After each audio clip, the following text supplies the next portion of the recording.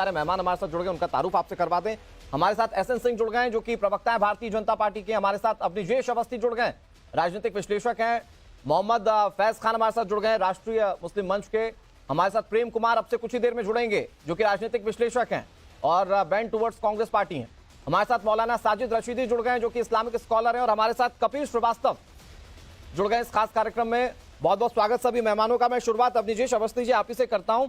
और सर, जिस चिंता का जिक्र मैंने किया अपने थोड़ी देर पहले के स्टेटमेंट में कि योगी आदित्यनाथ हिंदुत्व को लेकर जिस तरह की चिंता जाहिर कर रहे हैं, इससे पहले बीजेपी के भी किसी नेता ने इतनी मुखरता से हिंदुत्व को लेकर बात नहीं की है।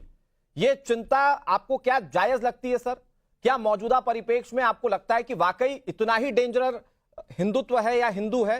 क्योंकि उन्होंने ये बताया कि बांग्लादेश में 22% से कैसे हिंदू कम हो गए। उन्होंने पाकिस्तान का भी जिक्र किया। उन्होंने बताने की कोशिश की कि पड़ोसी मुल्कों में जहां पर हिंदू थे अच्छी खासी आबादी में, वो आज वो सिमट कर संकुचित रह गए। और उन्होंने इसे जोड़ा भारत के साथ, बताने की कोशिश की कि देखिए साहब कितना बड़ा थ्रेट है। आप कैसे देखते हैं सर इसे? अनुराग जी, आप जानते हैं कि तमाम चैनल्स, मैं सोशल मीडिया की तो फिलहाल बात नहीं कर रहा जी, वे तमाम चैनल जो ब्रॉडकास्टिंग एसोसिएशन के मेंबर हैं, जिनके ऊपर रेगुलेशन है, कुछ ना कुछ है, वे तमाम चैनल जो दिखा रहे हैं उसमें क्या, अगर एक देश में, पड़ोसी देश में, बांग्लादेश में जिस तरीके से हिंदुओं को, हिंदू महिलाओं को, मंदिरों को, हिंदू बच्चों को जिस तरीके से बर्बरता से, निर्ममता से मारा जा रहा है, क्या ये डायरेक्ट एक्शन क्या दिलाता? तब जब हम कहते थे वहां, तो मैं पूछूंगा यहाँ जो बैठे हैं 2-4 लोग जो यहाँ पे कहते हैं कि हिंदू मुस्लिम करते हैं, हिंदू मुस्लिम करते हैं, आरएसएस वाले और बीजेपी वाले, वहां कौन सा आरएसएस और बीजेपी है? कौन सा आरएसएस और बीजेपी है वहां पर?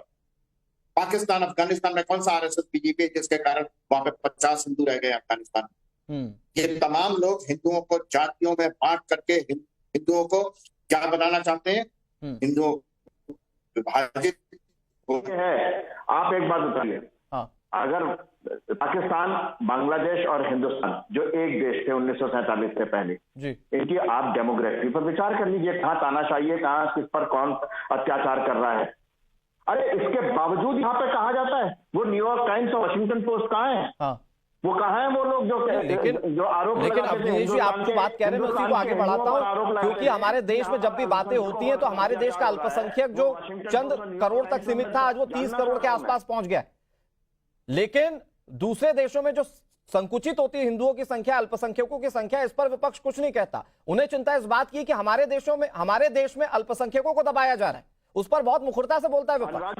नहीं, अनुराग जी, मैं एक बात और बोलूंगा जी। यहाँ पर तमाम उन लोगों को Gaza, all eyes on Gaza, फिलिस्तीन के बारे में लगातार यहाँ पर प्रदर्शन भी होंगे, झंडे भी लेके निकलेंगे। राहुल गांधी, प्रियंका गांधी, तमाम इन लोगों ने, ये समाजवादी जितने भी हैं, इन ये सब ट्वीट कर रहे हैं। 5 अगस्त से शुरू हुआ बांग्लादेश में, 12 अगस्त को पहली बार आया। कब आया? जब पूरे विश्व भर के हिंदुओं ने अपने अपने देशों में, और बांग्लादेश का हिंदू जब सड़क पर निकला तब ट्वीट आया प्रियंका गांधी वड्रा का कि हिंदू अब जाग गया है, अब हमें करना पड़ेगा। एक हफ्ते तक कोई ट्वीट नहीं था, कोई उस निर्ममता की, उस भयानक जिस तरीके से वहां पे बर्बरता पूर्वक मारा जा रहा है, एक शब्द नहीं निकला इन तमाम लोगों को। ये जो ये कांग्रेस बोली तो बोली, लेकिन सर उसमें बड़ी बात यह है कि बोला सिर्फ अल्पसंख्यक। हिंदू बोलने में न जाने क्या दिक्कत थी, किसी ने हिंदू बोला ही नहीं।